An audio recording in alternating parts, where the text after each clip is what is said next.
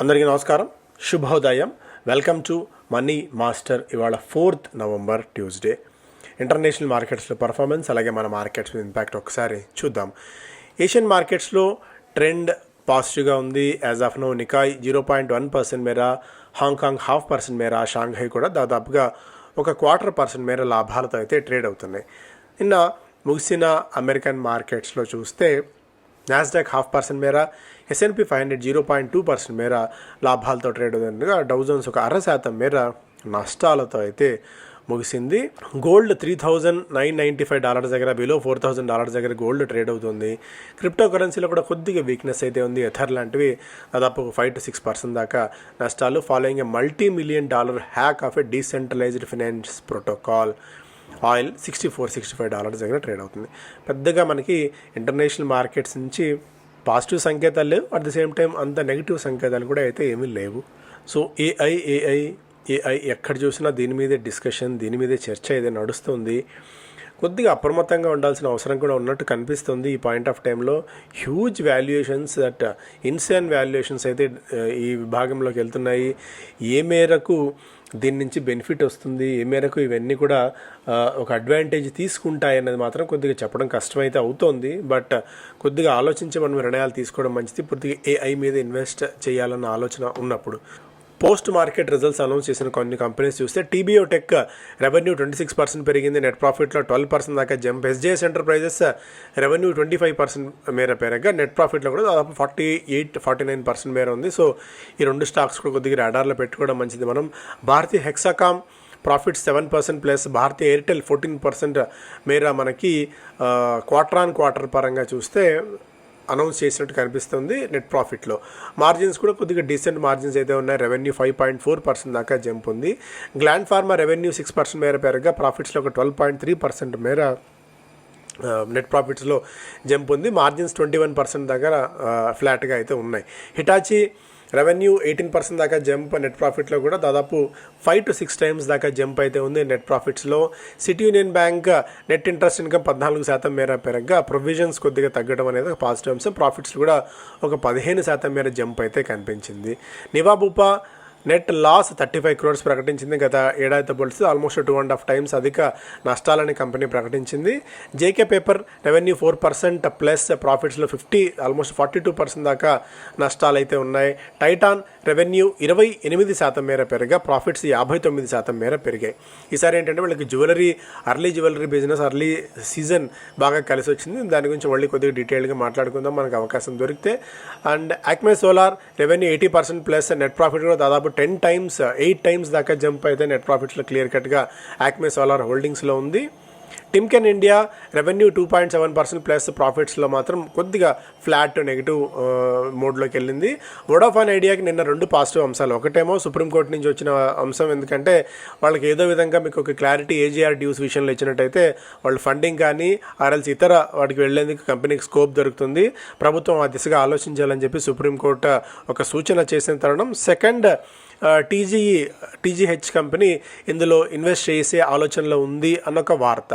అది కూడా majority stake, అది కూడా కంట్రోలింగ్ స్టేక్ తీసుకోవాలన్న ఆలోచన చేస్తున్న ఒక వార్త. సో ఈ రెండింటి నేపథ్యంలో వోడాఫోన్ ఐడియాలో నాకు స్ట్రాంగ్ జంప్ అయితే చూసాం. బట్ కంపెనీ క్లారిఫికేషన్ ఇచ్చింది, అలాంటిది ఏది ప్రపోజల్ ఏది లేదు అని చెప్పి. బట్ ప్రపోజల్ ఏది లేకుండా అంత పెద్ద వార్త అయితే రాదు. ఎక్కడో చోట ఒక సీడ్ అయితే పడి ఉంటుంది. అది రూపాంతరం చెందడానికి, అది మొక్కగా ఎదగటానికి కొద్దిగా టైం పట్టచ్చేమో కానీ, బట్ సమ్హో వోడాఫోన్లో ఒక మేజర్ ఇది ఉండే ఛాన్సెస్ అయితే కనిపిస్తున్నాయి యాజ్ ఆఫ్ నో. ఎందుకంటే ఇప్పుడున్న పరిస్థితుల్లో డియోపోలిని బ్రేక్ చేయడానికి పెద్ద కంపెనీస్ అడుగు పెట్టవచ్చు. And at the same time BSNL కూడా గట్టిగానే రివైవ్ చేసుకునే ప్రయత్నం చేస్తుంది ఈ మధ్యకాలంలో మీరు గమనించినట్టయితే. సిప్లా 111 కోట్ల రూపాయలతో ఇంజిపెరా హెల్త్ సైన్సెస్ అనే కంపెనీలో 100% వాటా కొనుగోలు చేసింది. రైన్ ఇండస్ట్రీస్కి చెందిన సబ్సిడరీ కంపెనీలు నార్థన్ గ్రాఫైట్, రైన్ కార్బన్కి దాదాపుగా 4.8 కోట్ల రూపాయల మేర ఫండింగ్ సపోర్ట్ ఒకటి లభించింది R&D గ్రాంట్ కింద. ఫ్యాబ్టెక్ టెక్నాలజీస్కి నార్త్ ఆఫ్రికా నుంచి 52 కోట్ల రూపాయల మేర వెటర్నరీ ఫార్ములేషన్స్ తయారు చేసేందుకు ఒక ఆర్డర్ గెలుచుకున్నట్టు వెల్లడించింది. రిలయన్స్ ఇన్ఫ్రాస్ట్రక్చర్కి ఒక నెగిటివ్ న్యూస్ నేను గట్టిగా, ఎందుకంటే PMLA prevention of money laundering act కింద ఎన్ఫోర్స్మెంట్ డైరెక్టరేట్ వీళ్ళ ప్రాపర్టీస్ని అటాచ్ చేసింది. దీంతో ఇది ఒక గట్టి ఎఫెక్ట్గానే ఉంటుంది. The company also noted that Anil Ambani has not been on its board for 3.5 years. So బోర్డులో లేకపోయినా ఆయన వెలగబెట్టిన ఇదే కాబట్టి ఇదంతా కూడా. సో దాని షేర్ హోల్డర్స్ ఆ పాపాన్ని ఇంకా మోస్తూనే ఉన్నారు. ఇన్ఫో ఎడ్జ్ 100 కోట్ల రూపాయల మేర సబ్సిడరీ కంపెనీ రెడ్ స్టార్ ల్యాబ్స్లో ఇన్వెస్ట్ చేయబోతున్నట్టు వెల్లడించింది. టిమ్కెన్ ఇండియా వాళ్ళ టిమ్కెన్ యూరోప్ కంపెనీని 129 కోట్ల రూపాయలకు కొద్దిగా వాటా కొనుగోలు చేయబోతోంది. కేఐసి ఇంటర్నేషనల్కి ఒక as issued a corporate guarantee worth $27 million in favour of an overseas bank. మిగిలిన స్టాక్స్ కూడా ఒకసారి మనం గమనిద్దాం.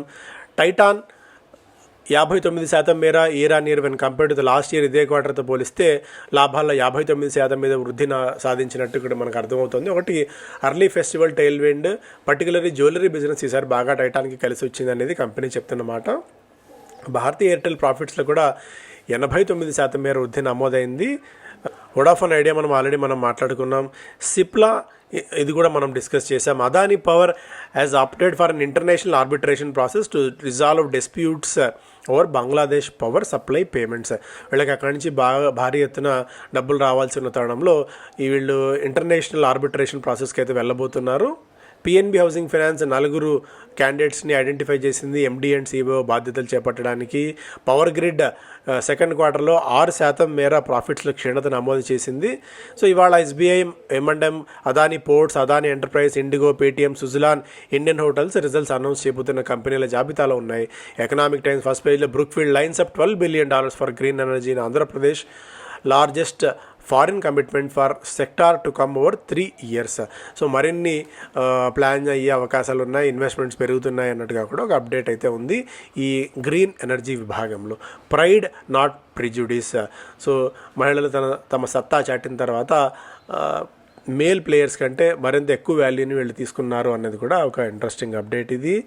SC answers Vodafone Idea's call allows review of all AGR liabilities, imports from China put on fast forward, companies pending shipment proposals to be cleared.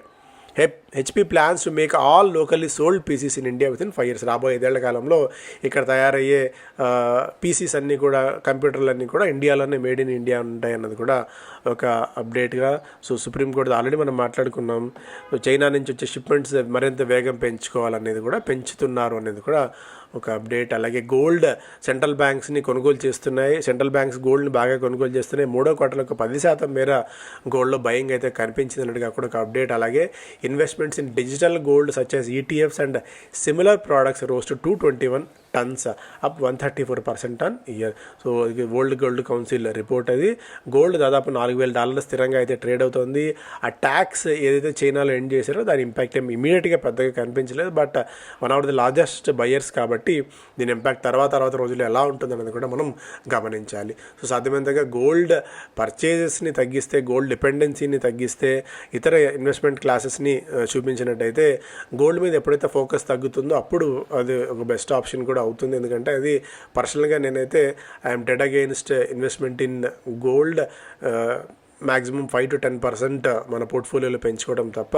ఎందుకంటే I will treat that as a dead asset, dead ఇన్వెస్ట్మెంట్గా నేను భావిస్తాను చాలా కాలం నుంచి కూడా. ఇంట్లో నాకు కూడా చాలా సందర్భాల్లో దాని గురించి గొడవ జరుగుతూనే ఉంటుంది. Festive cheer tax cuts lift demand అదొకటి. సో ఫెస్టివ్ చీర్ ఒకసారి అంటే ఈసారి Dasara to Deepavali bumper sales చాలా విభాగాల్లో, అలాగే ట్యాక్స్ కట్స్ GST 2.0 కూడా చాలా అడ్వాంటేజ్ తీసుకొచ్చింది అన్నది కూడా HSBC వాళ్ళ PM పర్చేజ్ మేనేజర్స్ ఇండెక్స్ ఒక డేటా బట్టి చూస్తే మనకు తెలుస్తుంది. Manufacturing activity pickup in October on GST relief, tech investments already మనం డిస్కస్ చేసిన అంశమే. గ్రోత్ దాదాపు 3,000 కోట్ల రూపాయల వరకు సమీకరించింది. 102 యాంకర్ ఇన్వెస్టర్స్ నుంచి కూడా. లోకల్ మ్యూచువల్ ఫండ్స్ దాదాపు 47% మేర తీసుకుంటే, global investor companies like Singapore government కానీ, అబుదాబి ఇన్వెస్ట్మెంట్ అథారిటీ కానీ ఇవి కూడా గ్రోలో వాటాలు తీసుకున్నాయి.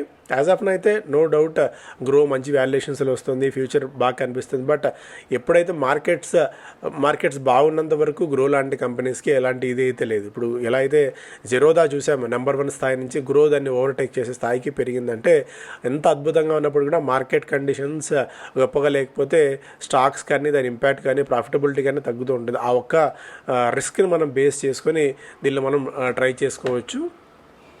ఐటీ వోడాఫోన్ ఐడియాకి ఒక నెగిటివ్ ఏంటంటే దాదాపు 8,500 కోట్ల రూపాయల ఒక ట్రాన్స్ఫర్ ప్రైజింగ్ కేసులో నోటీసులు జారీ చేసింది. గతంలో వీళ్ళు 2008లో చేసిన బిజినెస్కి సంబంధించి. ఎయిర్టెల్స్ Q2 83% మేర పెరిగింది. డాటా పుష్ ఒకటిసారి బాగా పెరిగింది. యావరేజ్ రెవెన్యూ పర్ యూజర్ 2.2% పెరిగి 256 రూపాయల స్థాయికి చేరింది. యావరేజ్ డేటా కన్జంప్షన్ 5.5% మేర పెరిగి 28.3 జీబీకి ప్రతి ఒక్కరికి కూడా చేరడం చూస్తున్నాము. ఇది ఒక పాజిటివ్ అంశం ఎయిర్టెల్కి. బిజినెస్ స్టాండర్డ్ ఫస్ట్ పేజ్లో ఎస్సీ అలోస్ ఇది ఓకే, ఇవన్నీ డిస్కస్ చేసిన అంశాలే. అలాగే oil import from US at 4.5 year high in October. So రష్యాని పక్కన పడేసి మనం మళ్ళీ ఆయిల్ని యూఎస్ నుంచి దిగుమతి చేసుకుంటూనే ఉన్నాం డొనాల్డ్ ట్రంప్ భయపెట్టేసరికి. తంగమాయిల్ జ్యువెలరీ 20% మేర పెరిగింది. నిన్న టాప్ గెయినర్గా నిలిచింది. Naveen fluorine all time hit చేయడం చూస్తున్నాం. మెడ్ప్లస్ కూడా డీసెంట్ లాభాలను అనౌన్స్ చేసిన తరుణంలో వాల్యూమ్స్ ఏకంగా 400 రెట్ల అధిక వాల్యూమ్స్తో స్టాక్లో 9% దాకా జంప్ అయితే కనిపించింది. డిఎల్ఎఫ్ అగ్రెసివ్ లాంచెస్ కావాలి. Majority of the broking companies అన్ని కూడా ల్యాండ్ బ్యాంక్ని దృష్టిలో పెట్టుకుని అలాగే వీళ్ళకున్న క్యాష్ ఫ్లోస్ అండ్ రీసెంట్గా 221 నిన్న సూపర్ లగ్జరీ ఫ్లాట్స్ని నిమిషాల వ్యవధిలో వీళ్ళు అమ్మేసిన తరుణంలో సో డిఎల్ఎఫ్కి ఇంకా అంత మనం తీసిపారేసే పరిస్థితిలో లేదు. ఒక స్ట్రాంగ్ వికెట్ మీద అయితే ఉంది డిఎల్ఎఫ్ది. మనం దీన్ని కొద్దిగా దృష్టిలో పెట్టుకుని డిఎల్ఎఫ్ని ల్యాపప్ చేసుకోవడం మంచిది. న్యూట్రల్ రేటింగ్ ఇస్తూ 740 దాకా టార్గెట్ ప్రైజ్లు అయితే వివిధ బ్రోకింగ్ కంపెనీస్ డిఎల్ఎఫ్కి ఇస్తున్నప్పుడు కూడా వీళ్ళకున్న అనేక రెంటల్ ఇన్కమ్ ఒకటి, కమర్షియల్ ఆర్మ్ ఒకటి, అండ్ దీనికి తోడు మంచి వీళ్ళకున్న ల్యాండ్ బ్యాంక్ ఒకటి, ఫ్యూచర్లో లైనప్ చేసుకున్న కొత్త లాంచెస్ ఇవన్నీ కూడా డిఎల్ఎఫ్కి కలిసి వచ్చే అవకాశం ఉంది రాబోయే రోజుల్లో. మీషో, షిప్ రాకెట్, మానికా ప్లాస్టిక్, అలైడ్ ఇంజనీరింగ్, రాజ్పుటానా స్టెయిన్లెస్, స్కైవేస్ ఎయిర్వే సర్వీసెస్ ఈ కంపెనీస్ అన్నిటి కూడా ఐపీఓకి వచ్చేందుకు సెబీ నుంచి ఆమోదం లభించింది. లెన్స్కార్ట్ సెకండ్ డే రోజున 2 times సబ్స్క్రైబ్ కావడం చూస్తున్నాం. స్టట్స్కి ఇంట్రెస్టింగ్గా 73 రెట్లు ఓవర్ సబ్స్క్రైబ్ అయింది. అందులో రీటైల్ పోర్షన్ 22 రెట్లు సబ్స్క్రైబ్ అవగా క్వాలిఫైడ్ ఇన్స్టిట్యూషనల్ బయర్స్ పోర్షన్ దాదాపు 160 రెట్లు సబ్స్క్రైబ్ అవ్వడం కూడా ఒక ఇంట్రెస్టింగ్ అప్డేట్ ఇది. బజాజ్ ఆటో నిన్న 0.3%, ఒకాడ్ డీసెంట్ రిజల్ట్స్ని అనౌన్స్ చేసిన తరుణంలో 10% దాకా జంప్ అయితే కనిపించింది. జీఈ వెరునోవా 4.5% నిన్న పెరగటం అబ్జర్వ్ చేయవచ్చు. అలాగే ఆల్కెమ్ ల్యాబ్స్ ఐఐటి ముంబైతో ఒప్పందం కుదుర్చుకున్న తరుణంలో 2% దాకా పెరిగింది. సో ఇవి ప్రధానమైన వార్తలు. Thank you so much.